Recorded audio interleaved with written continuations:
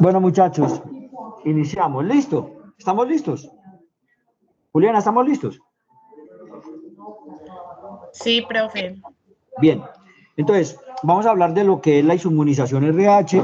La mayoría de ustedes les ha tocado, cuando han rotado en los hospitales, encontrar marres RH negativo y que hay que definir la conducta para ver si requieren la globulina humana anti-D antes del alta para evitar la inmunización RH en próximas gestaciones.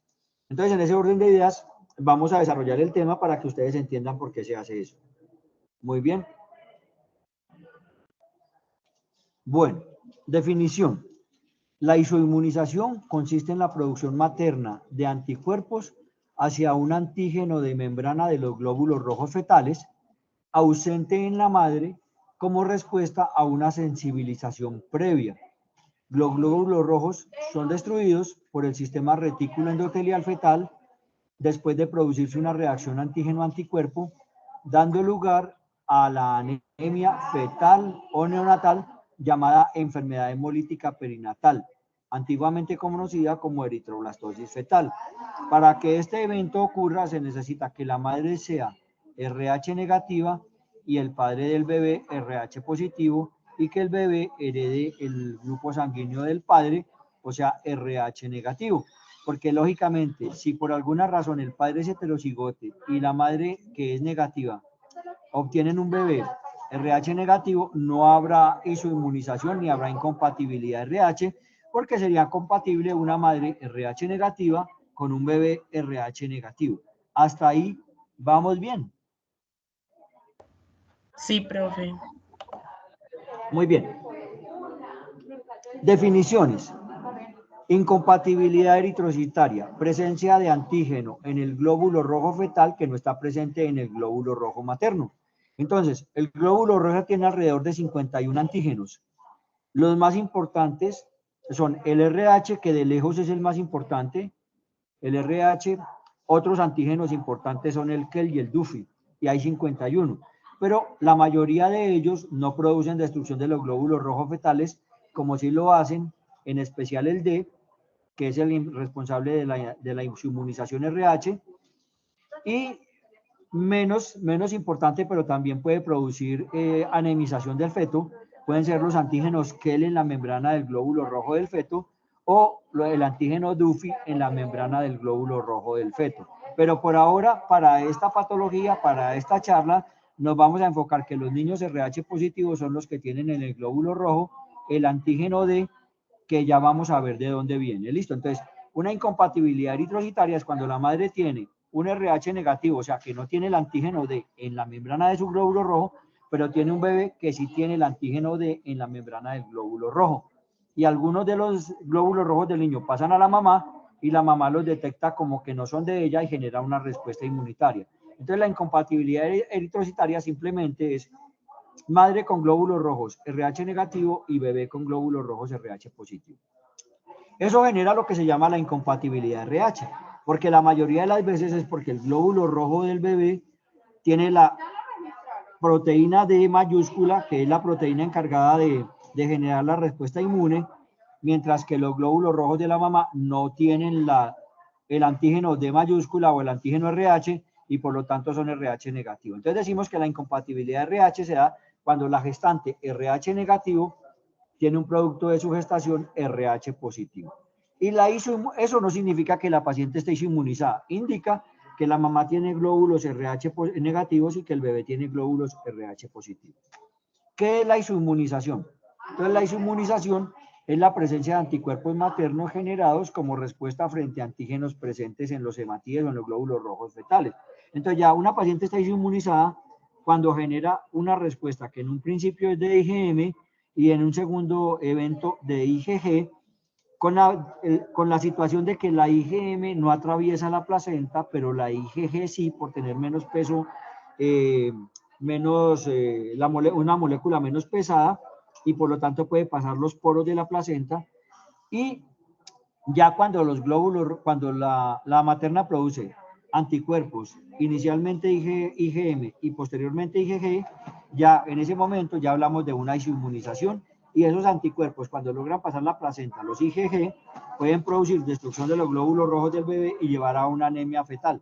Entonces la isoinmunización es el problema serio en incompatibilidad RH. Si la paciente no está inmunizada, no hay problema. Si la paciente ya está inmunizada, tiene anticuerpos, inicialmente IgM y posteriormente IgG, ya tenemos el problema de que esos glóbulos rojos, esos anticuerpos pueden pasar al bebé y atacar los glóbulos rojos del bebé y generar una anemia en el bebé. ¿Qué eventos producen la sensibilización? Las hemorragias fetomaternas. Cuando pasa sangre del feto a la mamá, se puede producir la sensibilización o la isoinmunización. ¿Qué tan frecuente es? Solamente en 3% en el primer trimestre, hasta 30-40% en el segundo trimestre y 60% en el tercer trimestre. Entonces, ahora sí entienden por qué a las pacientes RH negativos que tienen esposo RH positivo, les colocan la globulina humana anti-D en el tercer trimestre a la semana 28, para prevenir una sensibilización, dado que la mayoría de las hemorragias fetomaternas se producen en el tercer trimestre y por lo tanto es un evento coste efectivo. Profe, pero es que en el segundo trimestre hay 30-40. Sí, ya no es tan costo efectivo, pero si algún gobierno quisiera decir, pongámosla en el segundo y pongámosla en el tercero, perfectamente lo pueden hacer. Lo que pasa es que no es costo efectivo. Lo costo efectivo es colocarla en el tercer trimestre, que tienen más de la mitad de las hemorragias, y podemos prevenir la sensibilización por medio de la globulina humana anti-D, que lo que hace es destruir los glóbulos rojos del bebé que ha pasado a la madre antes de que la madre se dé cuenta y produzca los anticuerpos. ¿Hasta ahí voy bien? ¿O está muy enredado? Bien, profe. Bien, bueno, perfecto. Entonces miremos, en la grafiquita tenemos una mamá que es RH negativo con un bebé que es RH negativo, no tiene ningún problema. Cuando la madre es RH positivo, aquí sí tenemos ya un problema, ¿no?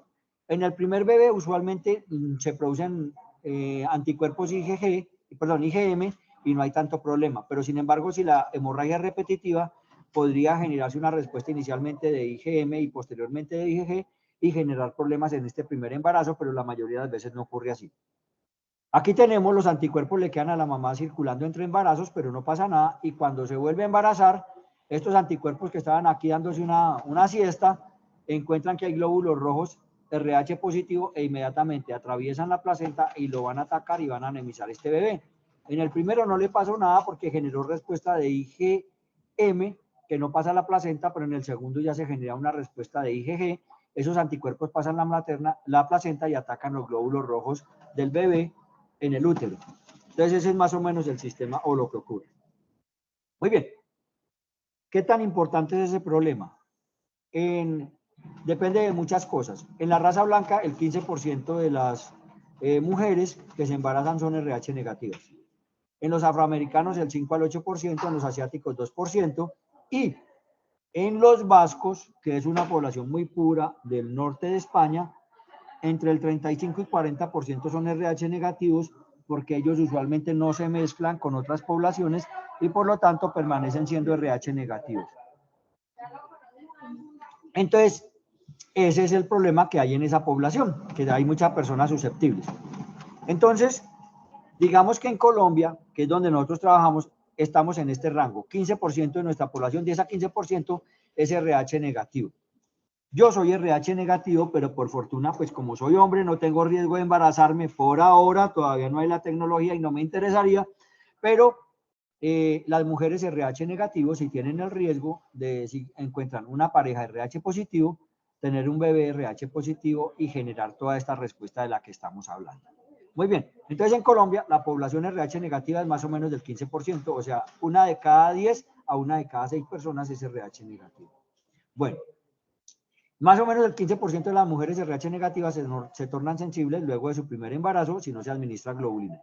Entonces, de ese 15, digamos que en Colombia hubiese 1 millón de partos. Entonces, sabemos que si hay 1 millón de partos, hay 150.000 mujeres RH negativas. De esas, el 15% se sensibilizarían si no hacemos nada. Entonces, sería más o menos 15 por 15 nos daría como, bueno, hacen esa cuenta y nos dicen si en 1 millón de mujeres, más o menos como 50.000, 60.000, serían las que se sensibilizarían. Muy bien. Bueno, pero si hacemos actividades, la sensibilización no es tan alta como el 15%, sino mucho menor. Otros eventos sensibilizantes fuera del parto, el aborto, ¿no? Entre el 5 y el 25% de las mujeres que tengan abortos espontáneos, médicos o abortos legales, se pueden sensibilizar. Miren lo que pasa, cuando administramos la globulina humana anti-D, en el posparto el riesgo se reduce al 2% y si se aplicó a la semana 28, miren que se reduce al 0.2%, o sea que prácticamente el problema desaparece. Entonces, mire, en lugar de sensibilizarse una de cada 6 mujeres que tienen un parto siendo RH negativas con bebés RH positivos, cuando se le administra la globulina humana anti-D a la semana 28 y luego al momento del parto, en las primeras 72 horas, la probabilidad de sensibilización ya no es del 15%, sino de 2 en 1000, que es una probabilidad muy bajita. Listo.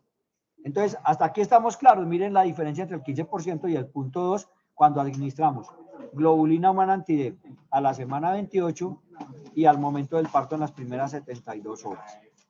¿Queda claro ese concepto? Sí, profe. Profe, Sí. ¿usted cambió la diapositiva? ¿Cómo? No, no la he cambiado. Estamos todavía en la administración de 300 microgramos. Listo. La voy a cambiar y usted me dice si cambia. ¿Cambió? Sí, profe. Bien. Venga, ¿cómo hago la vuelta para sacar el palito, el chucito? Profe, sobre la presentación, ahí le da en puntero del ratón con pluma. Perdón, ancho. Ay, no, perdón, ¿dónde está? Puntero de ratón con pluma. Aquí es. No, ¿Con ahí pluma o qué? cambiar. No, no está la opción. El puntero que a mí me gusta, pero pues yo no lo veo como... No me da. Puntero de ratón con pluma no. Anchura de pluma. Cambiar color de pluma, borrar marcas, pantalla. Si le doy acá, ¿qué pasa? Nada. Pues miremos a ver qué sale. Muchachos, una buena... Ah, salió esta cosa con pluma, ¿no? Que Puede dibujar. Ya, ahí ¿cómo? dibuja. Señala, ahí dibuja. No, yo no voy a dibujar nada. Eso. Simplemente voy señalando. Por lo menos se ve un poquito más grande. ¿Listo?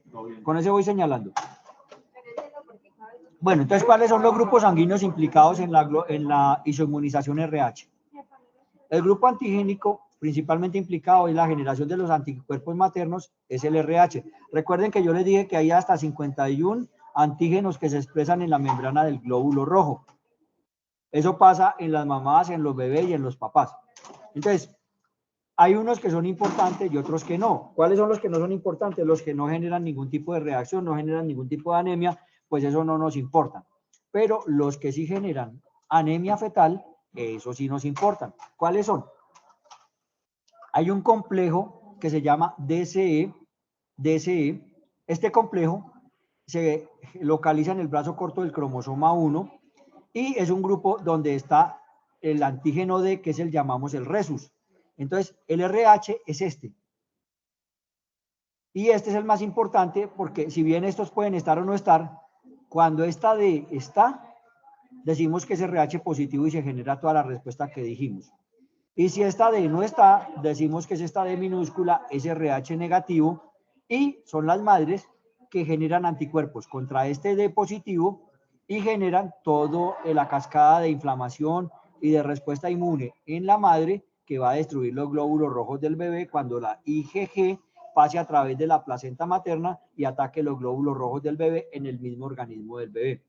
Entonces, de este complejo, el más importante es este, donde este significa ser RH positivo y este significa ser RH negativo.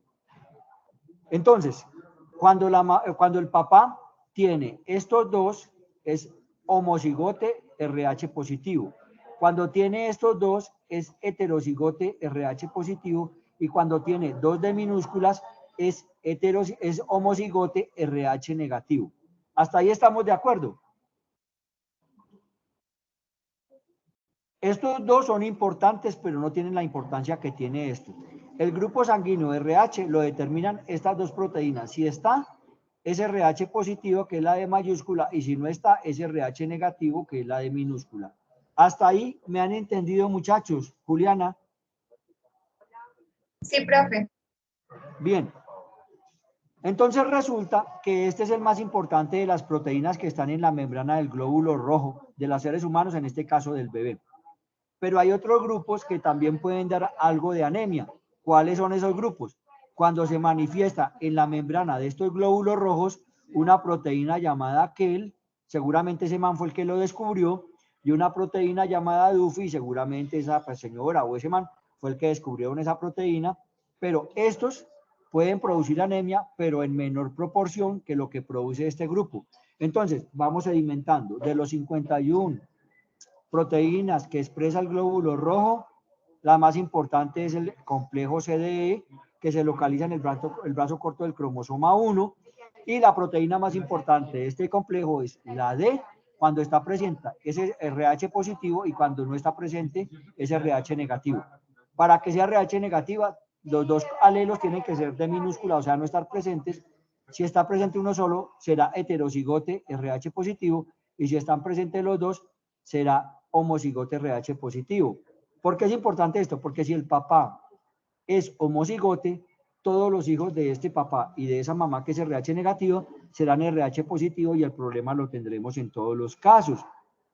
Mientras que si el papá es heterocigote y la mamá es RH negativo, el 50% de los hijos serán RH positivo y el 50% RH negativo, según lo que dijo ese man Mendel por allá en la época del año 2800 y algo.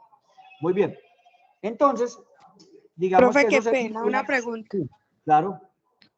En la parte heterocigote es cuando tiene ¿cuál? Heterocigote es cuando tiene un gen heredado del papá o de la mamá que expresa la proteína D mayúscula, o sea, que tiene la proteína, y un gen heredado del papá o de la mamá que no expresa la proteína. Pero como es un alelo dominante, el dominante es la proteína presente, por lo tanto esta persona será RH positivo, pero sus hijos heredarán la mitad el RH positivo y la otra mitad el RH negativo. ¿Sí me hago entender?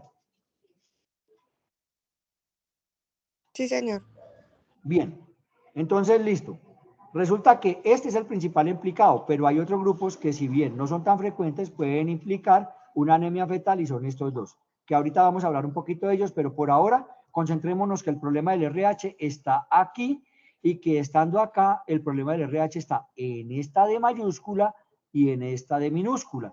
Cuando una persona tiene las dos D mayúsculas, es un homocigote RH positivo. Cuando tiene, como está acá, D mayúscula y D minúscula, será un heterocigote RH positivo, y si las dos son D minúscula, será un homocigote RH negativo. La proteína D es dominante, por lo tanto, siempre que esté presente será RH positivo. Para que sea RH negativo se necesita que los dos alelos heredados de papá y mamá sean D minúscula, o sea, que no estén presentes. ¿Hasta ahí estamos de acuerdo? Sí, profe. Sí. El principal anticuerpo implicado en la mayoría de los casos de inmunización en el anti-RHD es la proteína D, seguido del K y del DUFI. El resto de antígenos son causa muy infrecuente de inmunización y muy rara de hemólisis fetal. O sea que el problema de la hemólisis fetal está dada por el RH y en mucha menor proporción por el KEL y por el DUFI. Ese es el resumen de esta diapositiva. ¿Hasta ahí estamos bien? Sí, profe. Bien. ¿Cómo ocurre la vuelta? ¿Cómo es esa vuelta? La vuelta es así. Entonces, el sistema Rhesus es el sistema RH compuesto por tres pares de antígenos C, D, E. La presencia del antígeno D determina el grupo sanguíneo de RH positivo, y la ausencia del antígeno D determina el grupo de RH negativo. O sea que aquí sería una D minúscula en realidad. Entonces, quedamos claros, eso es lo mismo que dijimos en la diapositiva anterior. ¿Estamos de acuerdo? Sí, profe. Bien. Sistema DUFI. El sistema DUFI está compuesto por dos antígenos. Solo el primero se ha relacionado con enfermedad hemolítica perinatal. El sistema ABO. El sistema ABO protege contra la inmunización porque el sistema ABO, enseguida se los muestro, es un sistema diferente al sistema RH, pero se complementan el uno con el otro. Por eso en sus cédulas, porque asumo que todos son mayores de edad, aparece O positivo, O negativo, A positivo, A negativo, B positivo, B negativo, AB positivo, AB negativo. ¿Qué significa eso? Que tiene el sistema AB y que tiene el sistema RH. Los dos se complementan y eso es lo que aparece. Me dice, ¿qué sistema ABO tengo yo y qué sistema RH tengo yo? Eso es lo que me dice la cédula y por eso es importante. En los antiquel se puede producir eritroblastosis fetal, pero es muy rara. Entonces los problemas los tenemos básicamente en el RH y en el ABO. Esto por ahora no le paren bolas, ni a DUFI ni a aquel, que al final vamos a hablar un poquito de ellos. Entonces, hemos dicho que el complejo más importante es el complejo CDE, que tener la proteína RHD es positivo y que no tener la SRH negativo. Hasta ahí estamos bien. Sí, profe. Bien. Entonces, me explico en esta diapositiva qué es el grupo sanguíneo y qué es el RH. Entonces, si bien no es el tema de esta presentación, les recuerdo que uno es grupo sanguíneo A, cuando en el glóbulo rojo expreso la proteína A y tengo anticuerpos anti-B. Estos anticuerpos anti-B yo los tengo de nación, o sea, desde que nazco los tengo, a diferencia del RH que se generan cuando hay contacto. Nosotros nacemos con yo soy O negativo, listo, tengan eso en mente, yo soy O negativo o cero negativo, como ustedes lo quieran llamar. Yo tengo anticuerpos de nación desde que nací contra el A y contra el B. Si a mí me ponen de una sangre grupo A o sangre grupo B, mis anticuerpos de nación o de nacimiento van a rechazar esa sangre. Eso no ocurre con el RH. El RH solamente se forma, yo soy RH negativo. Si a mí me ponen RH positiva la primera vez, generaré respuesta de inmunoglobulina M y la segunda vez generaré respuesta de inmunoglobulina G. Pero si me ponen sangre de otro grupo sanguíneo diferente al mío, que es O, voy a generar de una la respuesta inmune porque yo ya tengo anticuerpos desde que nací contra el A y contra el B. ¿Hasta ahí estamos claros en ese concepto? Sí, profe. Entonces vemos que el grupo AB no tiene ningún anticuerpo, que el grupo B tiene anticuerpos contra el A y que el grupo A tiene anticuerpos contra el B. Que el grupo A tiene su antígeno A, que el grupo B tiene su antígeno B, que el grupo AB tiene los dos antígenos y no tiene ningún anticuerpo, y que aquí donde estoy yo, desafortunadamente para transfusiones, yo no tengo antígenos y tengo anticuerpos contra los dos. Entonces yo solamente le puedo recibir a otra persona que sea cero y ojalá cero negativo, porque si no voy a generar respuesta contra el RH. Entonces, de nación yo tengo esto, o de nacimiento. El RH se determina si la presencia de la letra D o del antígeno D está presente, es RH positivo. Y si no está presente, es RH negativo. Listo. Las personas con anticuerpo anti-D en el plasma reaccionan contra los glóbulos rojos RH positivos, pero yo no nazco con ellos. Ellos se forman cuando yo tengo contacto con ellos. Mis anticuerpos, o sea, yo formo anticuerpos contra el RH cuando tengo contacto con el RH positivo. Mientras no tenga contacto con el RH positivo, mi organismo no sabe qué es eso y por lo tanto no generará respuesta de anticuerpos. ¿Hasta ahí estamos bien?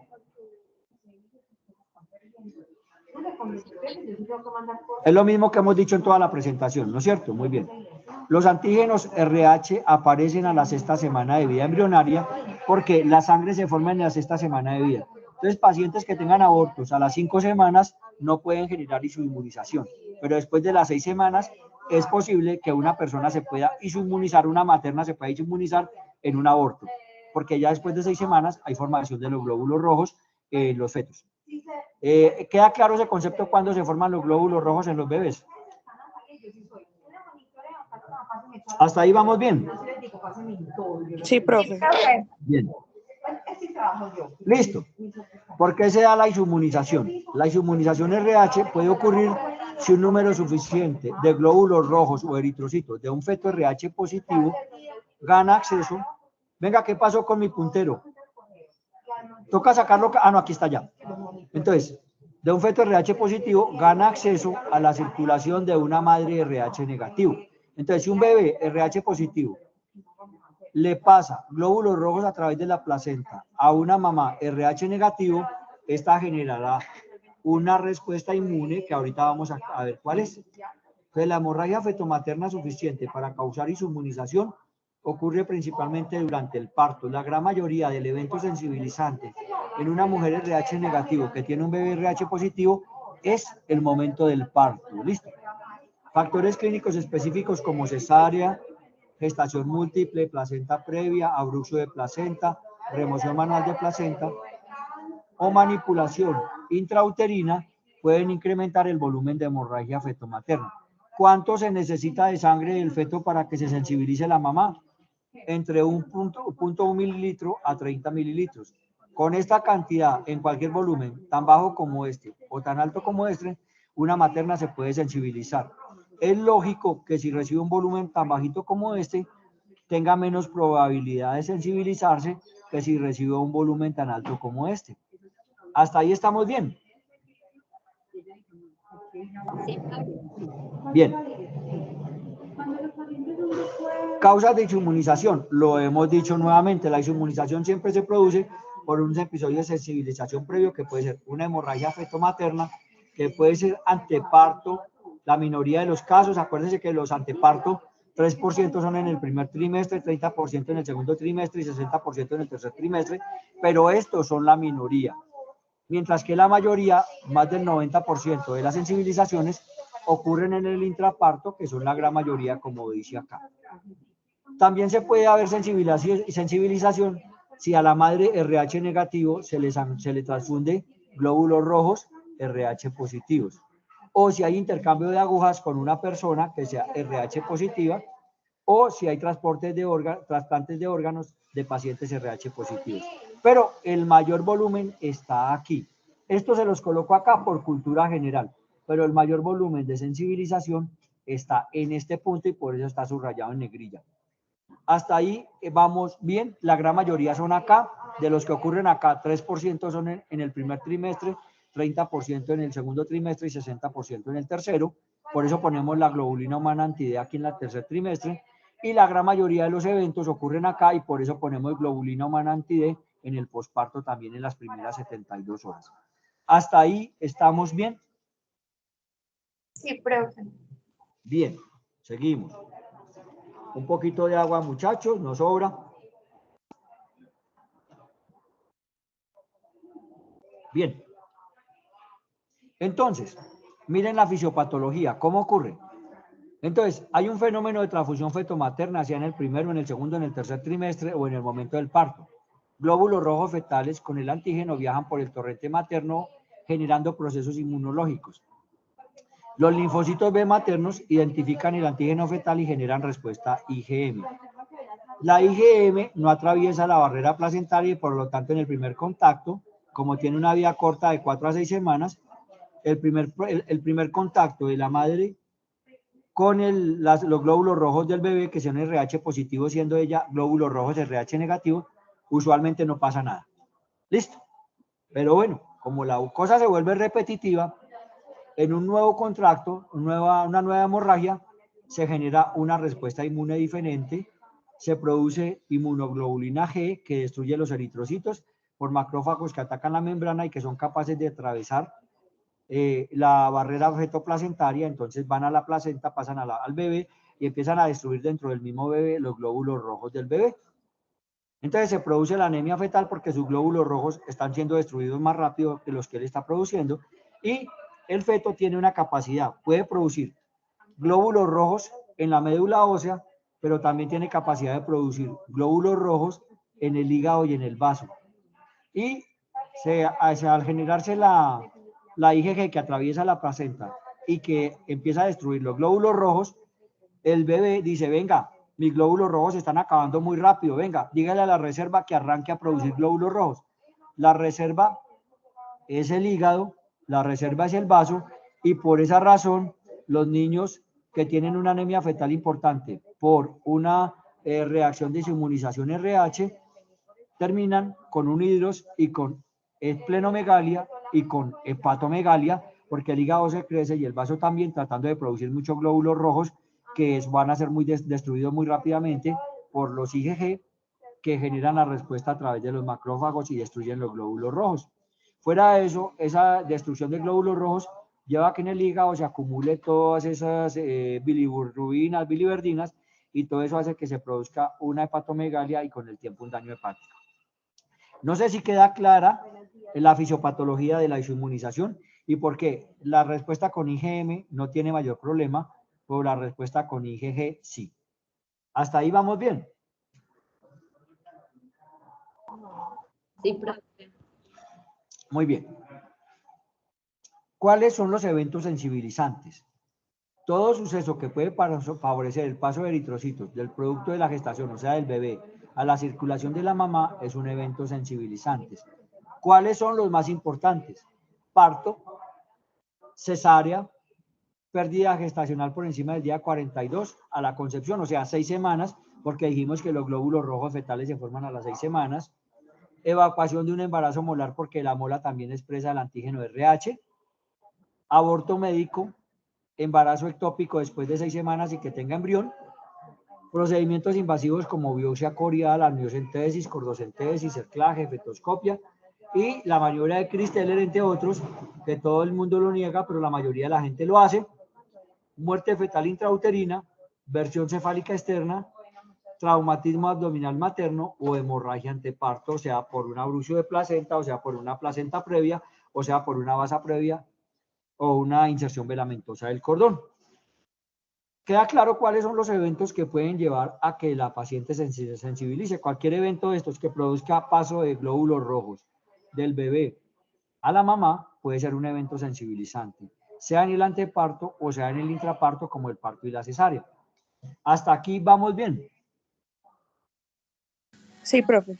Bien.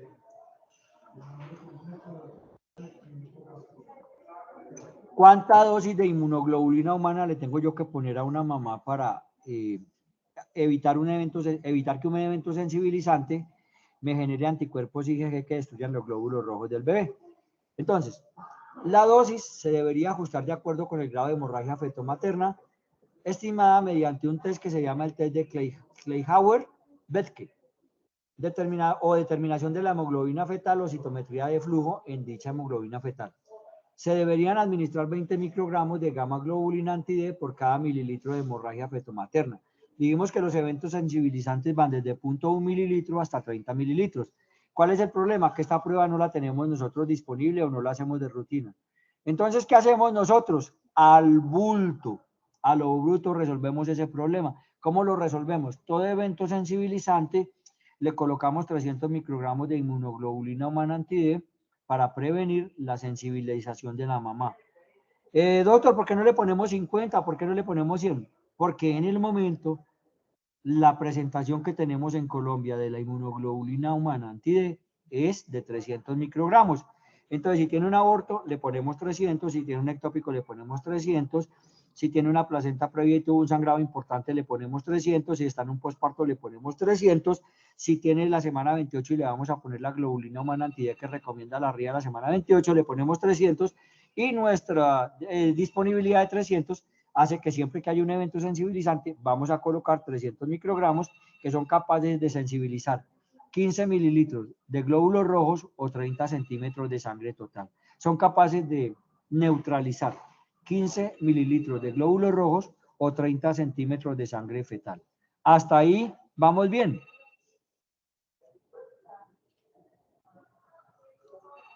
Sí, profe. Sí, profe.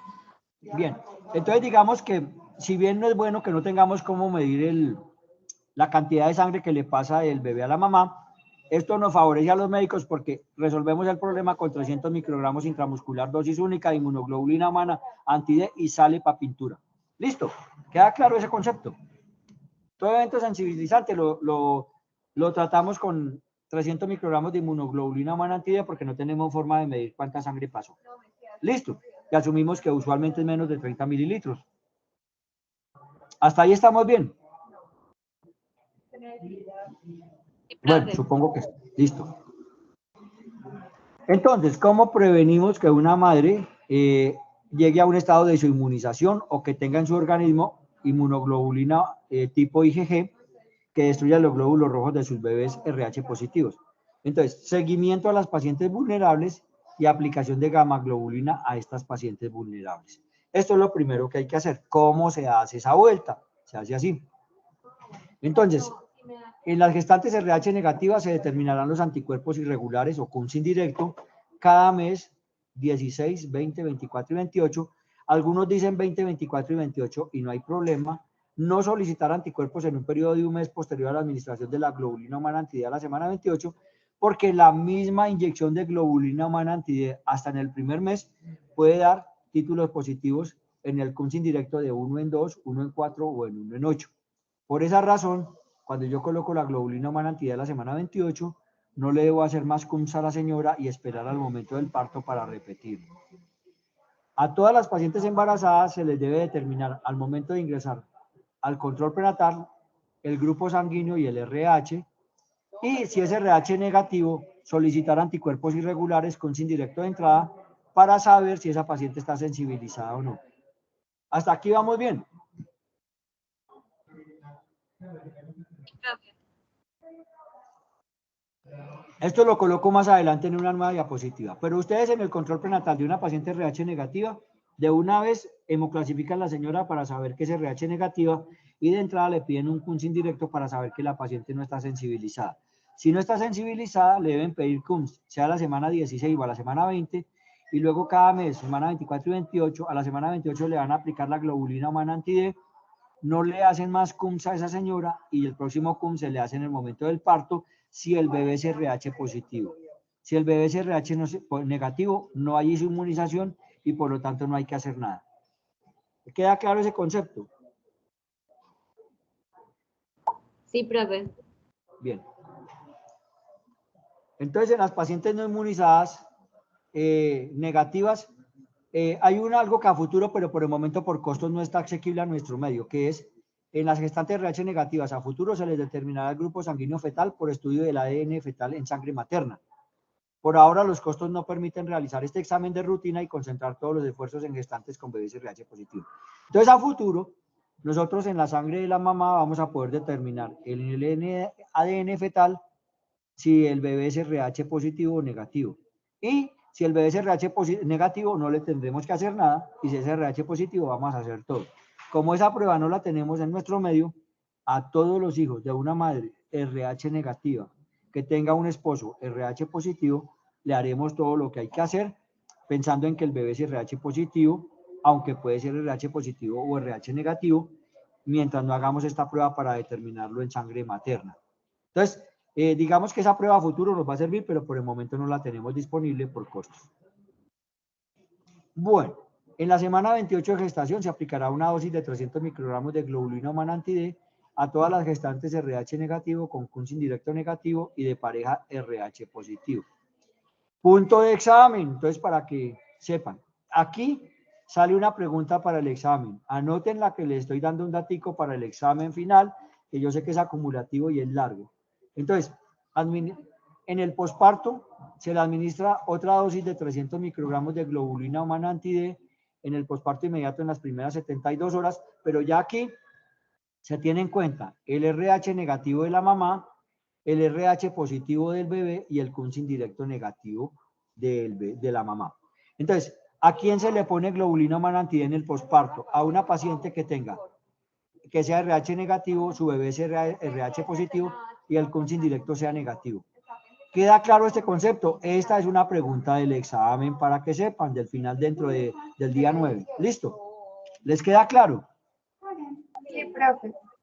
Bien, entonces, a una materna RH negativa que tenga un bebé RH positivo y su CUMS indirecto sea negativo, se le debe colocar 300 microgramos de globulina humana anti-D en las primeras 72 horas para prevenir la sensibilización postparto, que es el momento más importante.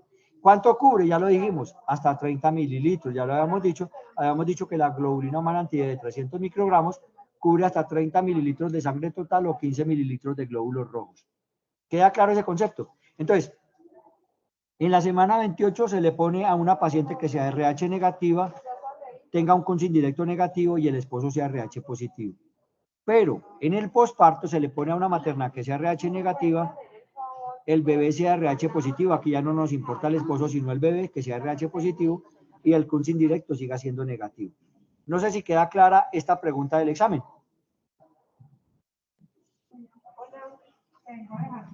Sí, profe. Muy bien. ¿Cuáles son los eventos sensibilizantes? Ya los dijimos. ¿Cuáles son los que nos importan en este caso? El de la semana 28 y el posparto, que son los que estamos viendo. ¿Listo? Muy bien. ¿Cómo ocurre o cómo se hace el Kunz? El Kunz se hace así. ¿Cómo se hace el diagnóstico del Kunz indirecto? El Kunz indirecto lo que hace es atrapar, la paciente que es RH negativo, que está sensibilizada, va a producir una inmunoglobulina anti-G, que es esta, ¿listo? Una inmunoglobulina G anti-RH. Cojo glóbulos rojos RH positivos, ¿no es cierto? Entonces, los anticuerpos contra la membrana, contra la IgG, los anticuerpos IgG contra el grupo sanguíneo del glóbulo rojo se van a pegar. Entonces, aquí tenemos el glóbulo rojo que tiene el RH de positivo, se le pegan los anticuerpos con IgG contra el glóbulo rojo. Le colocamos un anticuerpo que nos permita ver el color o que nos dé una coloración que la podamos distinguir. Estos anticuerpos que son contra estos otros anticuerpos se van a pegar acá. Tenemos glóbulo rojo, anticuerpos IgG y anticuerpos que se pegan contra la IgG.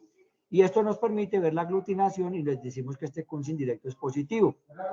Si eso se diluye en 2, decimos que el Kunz es positivo 1 en 2. Si se diluye en 4 de solución salina, es 1 en 4. Se diluye en 8 de solución salina, es 1 en 8. Se diluye en 16 de solución salina, son 1 en 16. Y así sucesivamente podemos ir hasta 512. ¿Listo? El resultado de un RH negativo se le hace la prueba de Kunz indirecta, que es este, entonces debe dar negativa.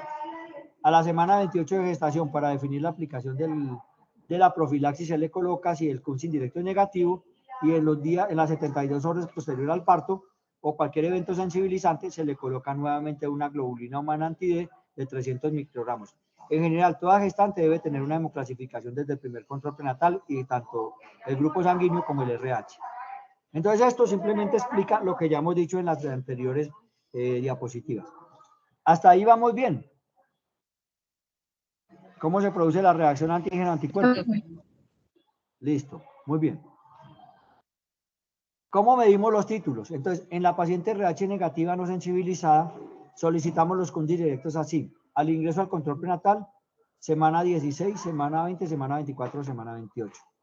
Si los títulos permanecen negativos, aplicar globulina humana anti de 300 microgramos intramuscular, dosis única. No realizar más Kunz solo hasta el momento del parto. Si el Kunz permanece negativo o a niveles bajos, 1,2, 1,4, 1 a 4, aplicar globulina humana anti de 300 microgramos, dosis única en las primeras 72 horas, asumiendo que esto fue por la inyección que colocamos a la semana 28. Si no se aplicó globulina humana anti D, se puede aplicar en los primeros 15 días. ¿Hasta aquí vamos bien? O sea, se nos olvidó, se nos pasó en el momento del parto, en los primeros 15 días los podemos aplicar. Listo.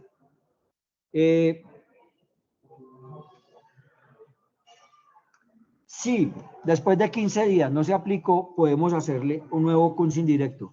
Si el nuevo Kunz indirecto sigue negativo, la podemos aplicar hasta el día 28. La globulina humana anti-D es útil hasta el día 28. ¿Listo? Entonces, después de 28 días, si la señora sensibilizó, se sensibilizó, si no, no. Recordemos que el evento sensibilizante puede producir un 15% de sensibilizaciones, pero no en todos los casos. Entonces, más o menos así es como se debe hacer. Listo. Si después de 15 días no se le ha aplicado, se hace un nuevo Kunz. Si el nuevo Kunz es negativo, se le aplica la globulina humana anti-D hasta el día 28. Después de 28 días ya no se justifica porque no se sensibilizó o porque sí sensibilizó. Sí se sensibilizó. Hasta ahí vamos bien. ¿Cómo se hace con las maternas que son RH negativas no sensibilizadas? Esto es una repetición de la repetidera. Hemos dicho lo mismo 10 veces de diferentes maneras. Muy bien. Bueno, resulta que hay pacientes que no se les colocó la inmunoglobulina humana, no la recibieron. y les hacemos los CUMS y el CUM da positivo. Entonces, pacientes con títulos por debajo de 1 en 16, sin haber recibido la globulina, pero tienen títulos de CUMS bajos, 1 en 2, 1 en 4 o 1 en 8, no están asociados con enfermedad hemolítica fetal o neonatal y estas pacientes se deben seguir con CUMS indirecto cada mes hasta el parto. Esto es muy raro, pero se puede ver. Es muy raro, pero se puede ver. Las pacientes que tienen títulos altos de 1 en 16 o más, entonces estas pacientes tienen alto riesgo de, estas tienen bajo riesgo, estas tienen alto riesgo ¿de qué? De muerte fetal, de hidrofetal, de anemia severa, de requerir transfusión intrauterina o exsanguinotransfusión. Esto también puede pasar que en las pacientes que son inmunizadas con KEL o con DUFI. Ahorita vamos a hablar un poquito de ellas.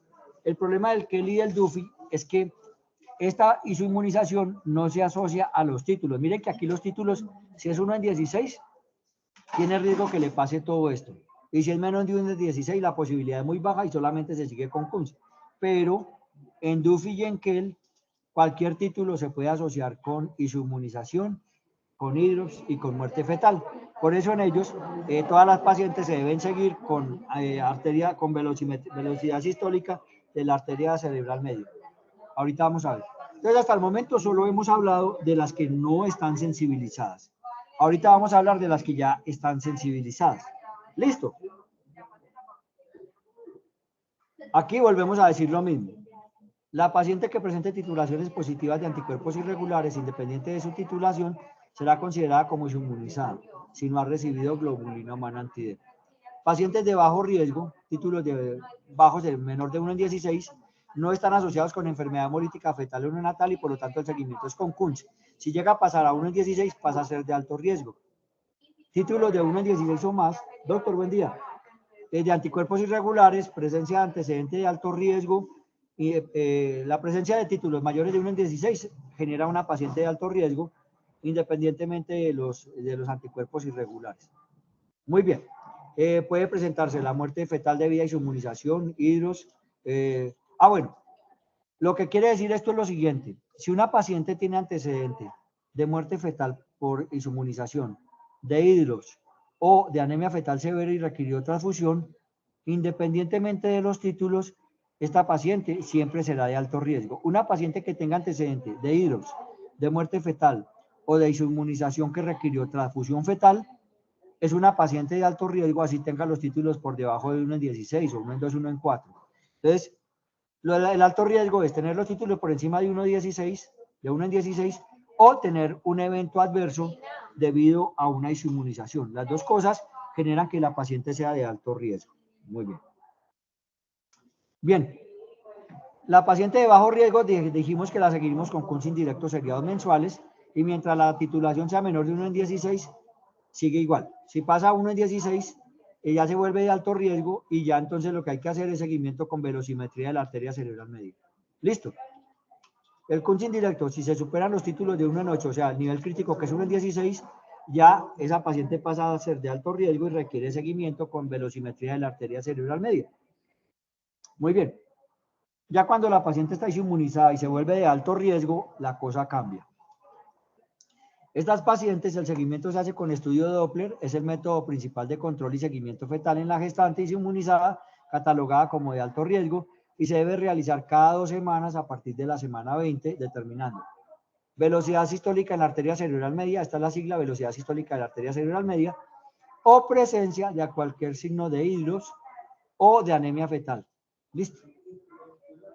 Una vez el feto presente elevación de la velocimetría de la arteria cerebral media de 1.5 veces la mediana o presente signos de hidros, se considera que existe una alta probabilidad de anemia moderada o severa, quiere decir una anemia en el feto menor de 7 gramos por ciento, y ustedes saben que los fetos cuando nacen con 16 de hemoglobina, 15, 16, o sea que tienen una pérdida más del 50% de sus glóbulos rojos.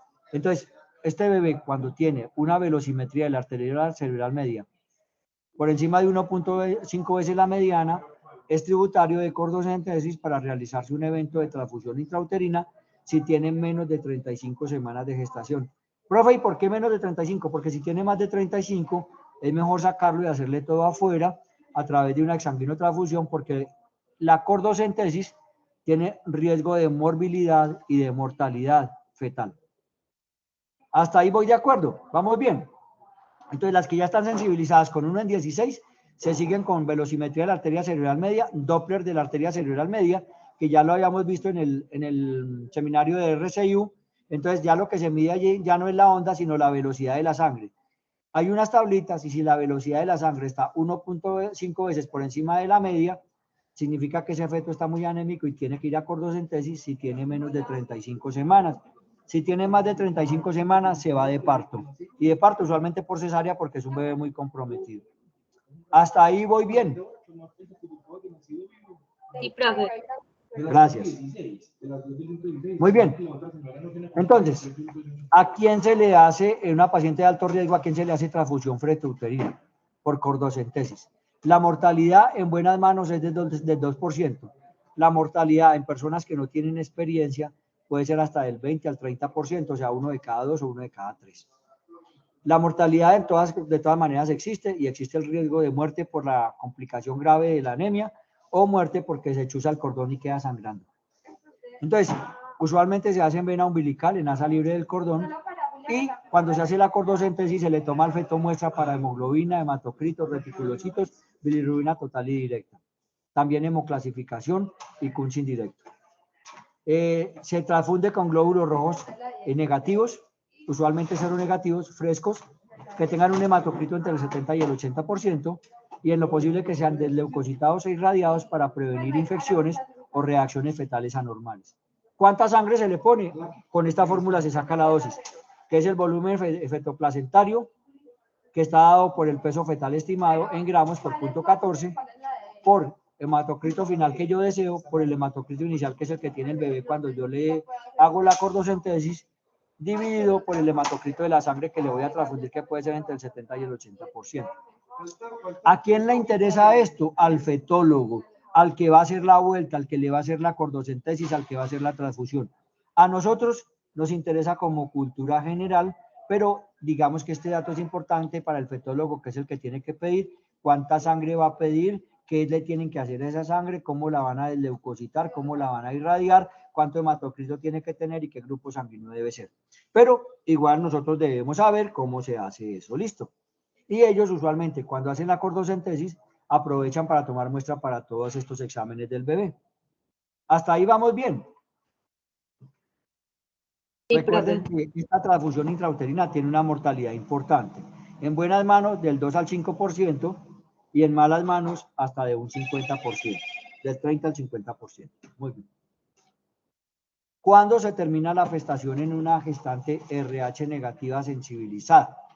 Entonces, de alto riesgo. Entonces, en una paciente RH negativa sensibilizada de alto riesgo, que viene siendo seguida por una velocimetría de la arteria cerebral media, o que ya requirió una cordocentesis y una transfusión intrauterina, el momento exacto de la finalización del trabajo, del parto, tendrá en cuenta el intervalo de la transfusión y las pruebas de bienestar fetal.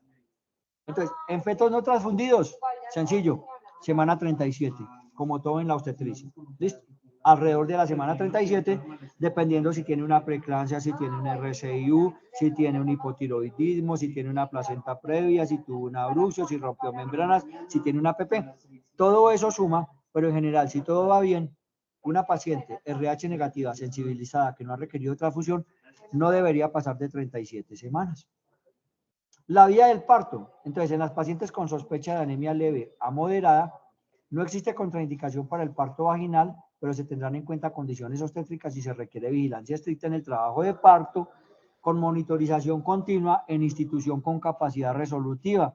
Por decir algo, en Medellín, Clínica del Prado, Hospital San Vicente de Paúl, Clínica Bolivariana, Hospital Manuel Uribe Ángel, etc. Muy bien. Muy bien. Y que tenga UCI neonatal y posibilidad de transfundir o hacer el cangrejo de transfusión fetal. Entonces, si no tiene las condiciones, hay que remitirla.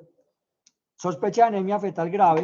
Cuando una paciente tiene sospecha de anemia fetal grave porque ya la tuvieron que hacer cordocentesis, la anemia le dio por debajo de 7, o tiene un hidros, o tiene un NST no reactivo, tiene un patrón sinusoidal.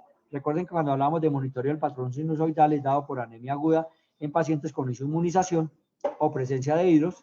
Se considera la cesárea como la vía de elección. Entonces, ¿cómo se resume esto?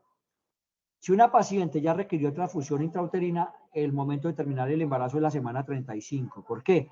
Porque si yo la tengo que volver a transfundir, es mejor hacer todo afuera que someter a la señora a otra exsanguinotransfusión y después tenerla que someter a un parto o a una cesárea. Si la paciente no ha requerido exsanguinotransfusión o transfusión intrauterina, el momento de terminar la gestación es a la semana 37. Y la vía del parto, en los fetos que están bien, se puede intentar una vía vaginal con una monitorización estricta. Y en los fetos que están gravemente comprometidos por una anemia fetal grave o por unas pruebas de bienestar alteradas o por un monitoreo con patrón sinusoidal, se considera la cesárea como la vía de elección para terminación del embarazo por el alto riesgo de estado fetal no tranquilizador o muerte fetal en una inducción del parto. No sé si hasta aquí soy claro o hay alguna duda. Todo claro, profe. Claro que está claro. Gracias por darme claridad sobre el asunto. Entonces queda claro que entienden que está claro. Bien, gracias. Muy bien. Ya terminamos lo de inmunización RH. Listo. Eso era lo que les tenía que hablar de inmunización RH. ¿Qué les dije? Les dije que el problema es para las maternas RH negativos, que en Colombia son el 15%, que si tenemos 1 millón de partos, pues tendremos 150 mujeres RH negativas sensibilizadas. Que si no hacemos nada de esas 150.000 mujeres, más o menos el 15% de ellas, que serían 75.000, 77.500, bueno, multipliquen 15 por 15, eso les da el número de maternas que se sensibilizarían en el parto, generándole al sistema una gran cantidad de problemas en los próximos embarazos. Para que eso no ocurra, a todas las mujeres las clasificamos en el momento del en el momento del control prenatal, tanto su hemoclasificación como su RH. Una cosa que se me olvidó decirles, pero se las cuento que ya me acordé, es que la incompatibilidad ABO protege contra la incompatibilidad RH. Profe, ¿cómo es esa vuelta? ¿Cómo que la incompatibilidad ABO protege contra la incompatibilidad RH? Cuando una paciente tiene incompatibilidad ABO y tiene incompatibilidad RH, la probabilidad de sensibilizarse es mucho menor que cuando tiene incompatibilidad RH, pero tiene compatibilidad ABO. ¿Por qué? Porque como yo tengo anticuerpos anti-A y anti-B desde el nacimiento, cuando pasen glóbulos rojos RH positivos del bebé a la mamá, si no hay compatibilidad de grupo, es factible que esa mamá los destruya por los anticuerpos que tiene contra el A o contra el B, y eso hace que la señora no tenga tiempo o el sistema inmune no tenga tiempo de reconocer los anticuerpos RH positivos que tenía ese glóbulo rojo del bebé, y por lo tanto es menos probable que se sensibilice que cuando son del mismo grupo, porque indefectiblemente la mamá se va a dar cuenta que esos glóbulos rojos estarán ahí, generará respuesta IgM, posteriormente IgG, y después de que genere la respuesta IgG, pasarán anticuerpos IgG de la madre al bebé y a través de la placenta y destruirán los glóbulos rojos del bebé. Entonces, esa es la característica. ¿Por qué? Las madres que tienen incompatibilidad en sus bebés de grupo y de RH están más protegidas contra la inmunización RH que las que tienen incompatibilidad del RH, pero compatibilidad de grupo. Entonces decía que el problema lo tenemos con el 15% de las maternas, que a ese 15% de las maternas RH negativa, le haremos un KUNS cuando entre. Cuando le hagamos ese KUNS cuando entre, si es negativo, le repetiremos el KUNS.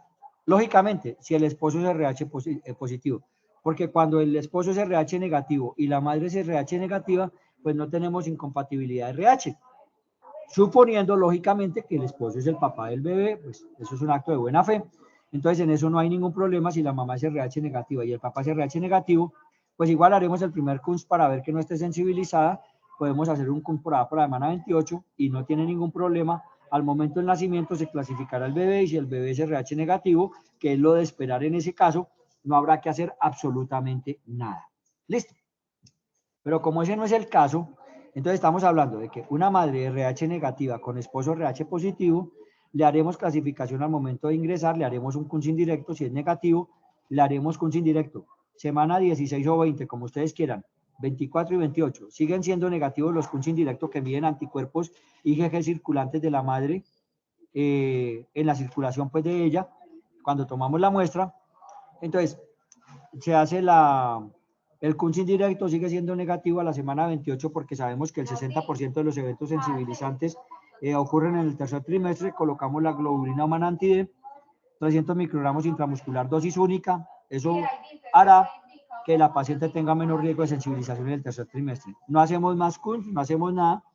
Esa paciente, al momento del parto, clasificamos el bebé. Si es RH positivo, pedimos Kunz indirecto de la mamá. Si es RH negativo, no hacemos nada y la mandamos para la casa.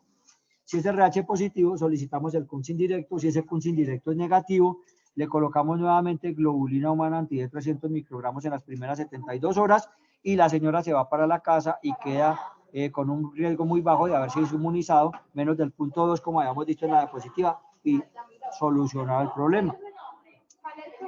Cuando estas pacientes son RH negativas, pero están sensibilizadas, ya el seguimiento es con Kunz.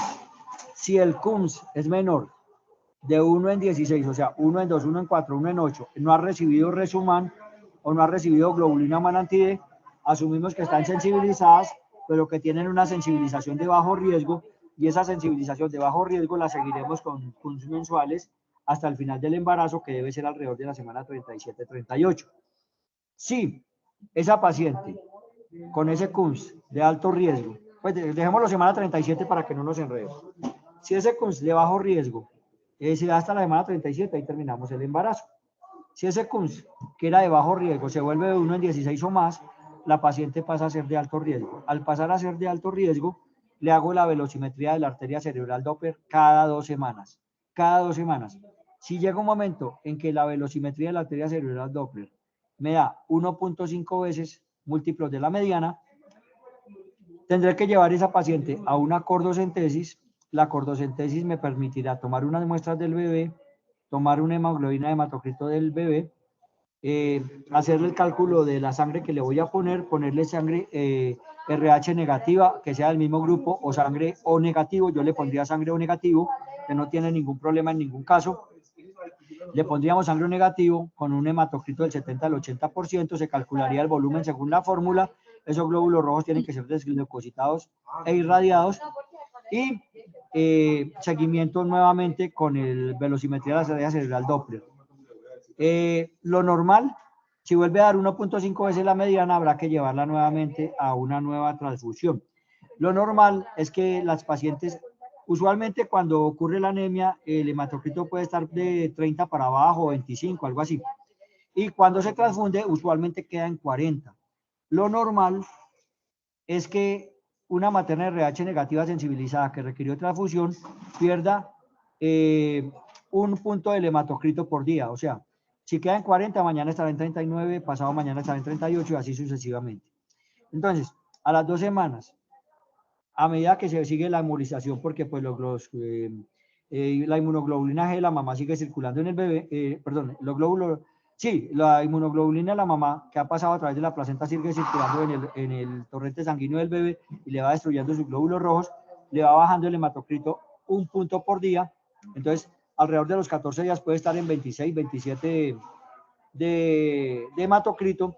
Entonces, habrá que solicitar, si se requiere, una nueva exsanguinotransfusión con una nueva mortalidad, con un nuevo chuzón, con unas nuevas muestras y con una nueva transfusión, lo que redunda en aumentar los riesgos. ¿Hasta cuándo? Hasta la semana 35. A la semana 35, en esta paciente que viene de alto riesgo, yo le terminaré el embarazo. ¿Cómo? Usualmente, si el feto lo tolera, pues parto vaginal, pero eso no ocurre. La mayoría de las veces vamos a llevarlo a una cesárea porque tiene una anemia grave, porque tiene un hidros, porque está muy comprometido, porque tiene alterado el monitoreo, porque tiene alterado el perfil biofísico, etcétera, etcétera, etcétera. Entonces, eso es lo que hemos dicho. En los de bajo riesgo, los que están sensibilizados de bajo riesgo con Kunz indirecto hasta el parto, y que puede ser a la semana 37, y en las de alto riesgo, le hacemos seguimiento con la velocimetría de la arteria cerebral media cada 2 semanas hasta que de 1.5, en cuyo caso haremos la cordocentesis y la exsanguinotransfusión. Esto posiblemente requiera repetirse cada 2 semanas, más o menos es lo que sí hay que hacerle, o cada 3 semanas, y cuando lleguemos a la semana 35 terminamos el embarazo en estas pacientes de alto riesgo. Hasta aquí queda claro lo que yo he dicho. Sí, profe. Bien, entonces resulta que la única proteína que está en la membrana del glóbulo rojo no es solamente la D. También hay unas proteínas que son la KEL y el DUFI que pueden generar una respuesta de anticuerpos, si no tan fuerte como la proteína del glóbulo rojo RH positivo, sí pueden generar una respuesta. Entonces, las pacientes que se isoinmunicen por anticuerpos irregulares diferentes al D, como el KEL y el DUFI, eso nos lo da el laboratorio en pacientes que son RH en pacientes que se anemizan, pero que el bebé es RH negativo y tenemos que buscar la posibilidad que tengan el KEL y el DUFI. Entonces, si ocurre la sensibilización por KEL o por DUFI, se debe hacer titulación, sin tener en cuenta la titulación de anticuerpos, se debe hacer seguimiento con velocimetría de la arteria cerebral media, porque el nivel de anticuerpos no se relaciona con el daño fetal. Entonces, una paciente puede tener anticuerpos contra el DUFI de 1 en 4, 1 en 2 y tener una anemia fetal severa o un hidros. Por lo tanto, en las pacientes que tengan inmunización por KEL o por DUFI, no por D, requerirán seguimiento después de la semana 20 con velocimetría de la arteria cerebral media en todos los casos, porque los títulos no se asocian al grado de anemia, lo que sí ocurre con el D, y por eso los D los podemos seguir con Kunz indirecto cada mes hasta el parto, en los casos que los títulos estén por debajo de 1 en 16, y con velocimetría de la arteria cerebral media cada 2 semanas, en los casos de que los títulos estén por encima de 1.5 múltiplos de la mediana. En los casos que los títulos estén por encima de 1.10, de 1 en 16. Y haremos la cordocentesis en las pacientes de alto riesgo, cuya velocimetría de la arteria cerebral media, o sea, la velocidad de la sangre, que se ve igual que el Doppler de la arteria cerebral media que vimos en RCIU, está 1.S por encima de la mediana. Entonces, las pacientes inmunizadas por KEL y por DUFI, el DUFI casi no da problemas, más que todo es el KEL es el que sigue. Por KEL, que tengan inmunización, a ellas se les hará seguimiento con velocimetría de la arteria cerebral media. Y si llega a dar esto, se les debe hacer cordocentesis, porque todas las que tengan inmunización por KEL y DUFI serán de alto riesgo. No habrá de bajo riesgo y de alto riesgo, porque la alteración del feto no va de la mano del nivel de anticuerpos que tenga la señora en sangre. No sé si hasta aquí estamos claros. Sí, profe. Hasta aquí estamos claros. El problema más grande es con el D. El KEL y el DUFI se los menciono porque es bueno que lo sepan. A veces tenemos pacientes que no se les puede poner sangre para nada y son RH negativos y resulta que en el glóbulo rojo no tienen el RH, pero pueden tener el KEL y el DUFI. Por eso cuando van a transfundir una materna le hacen solicitud de anticuerpos irregulares. Y luego las pruebas cruzadas. No sé si hasta aquí estamos claros. ¿Hay alguna duda o alguna inquietud?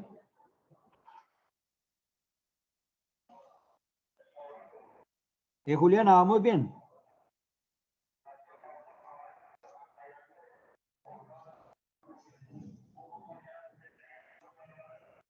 Muchachos. Sí, profe. Sí, profe. Bueno. Listo, yo creo que hemos terminado la clase de hoy. Es una clase relativamente corta. Es un tema muy agradable de trabajar. Usualmente cuando uno lo lee o lo escucha por primera vez, se le quedan muchas cosas, se entiende muchas cosas. No sé si hay alguna duda o alguna inquietud. Profe, ¿Alguna pregunta? Sí. solo pues no sé si será vos la pregunta. No. En los embarazos gemelares, Sí. o sea, el protocolo sigue siendo el mismo, no hay, o sea, sí, no hay variación. La pregunta no es boba, es muy buena. Es una muy buena pregunta. Y en los embarazos gemelares podemos tener el problema que uno de los fetos sea RH negativo y el otro sea RH positivo. Entonces, eso puede pasar y eso nos va a generar un problema serio porque podemos tener un feto comprometido y el otro no. Habrá que seguir los dos con Doppler y si alguno de los dos tiene el Doppler de la arteria cerebral media por encima de 1.5 veces la mediana, habrá que hacerle cordocentesis y clasificarlo y tomar las muestras y hacer todo. Lo que pasa es que en un embarazo gemelar es mucho más difícil que en un embarazo único. Coger el cordón de un embarazo gemelar es complicado, tomar la muestra es complicado y la mortalidad se aumenta lógicamente porque existe el riesgo que se muera uno y también que se muera el otro. como consecuencia de lo que yo le estoy haciendo al primer feto, existe el riesgo que también se pueda complicar el segundo. Entonces es una muy buena pregunta y es difícil. Yo diría que se hace el seguimiento similar, pero hay que ver, hasta donde yo sé no hay tablas para velocimetría de la arteria cerebral media en gemellares, sigue siendo la misma tabla, y si uno de los dos fetos tiene alterada la velocimetría de la arteria cerebral media, habrá que intervenirlo y tomar las muestras, porque vamos a sospechar que es RH positivo. ¿Sí me hago entender? Ahora, si tuviéramos el acceso a la clasificación del bebé a través de sangre materna, también tendríamos problemas porque no sabríamos cuál de los dos está clasificado, si es el uno o si es el otro. Entonces, gemelar es una buena pregunta. El gemelar, los que más se alegran de un embarazo gemelar son los abuelitos, porque los abuelitos le compran la misma camisa, le compran el cochecito para los dos niños, pero para las pacientes un gemelar es un problema, y para los ginecólogos todavía más problema el manejo de un embarazo gemelar, porque es meter dos bebés donde solo cabe uno. Entonces, bueno, sí, es una pregunta difícil, pero el seguimiento se individualiza con Doppler a cada uno de los bebés. ¿Queda clara la respuesta? Sí, profe, muchas gracias. Con gusto. ¿Alguna otra pregunta, alguna otra inquietud, muchachos?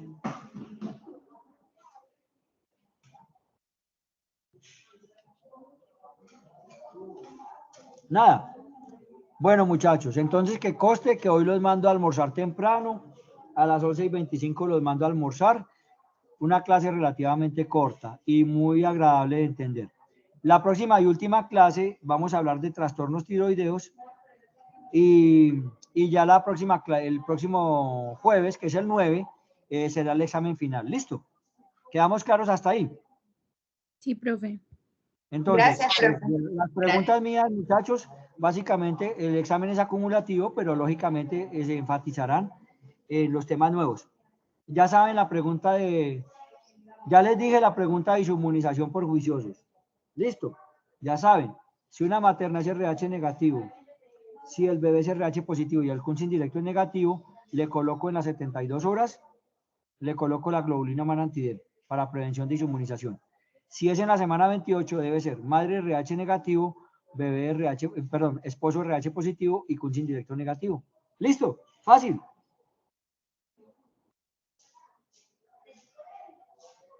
Fácil. Sí, Bueno, profe. muchachos, un feliz día para todos. Que disfruten el resto del día y entonces ya me retiro de la reunión. Muchas gracias por su tiempo. Gracias, Muchachos. profe. Gracias, profe.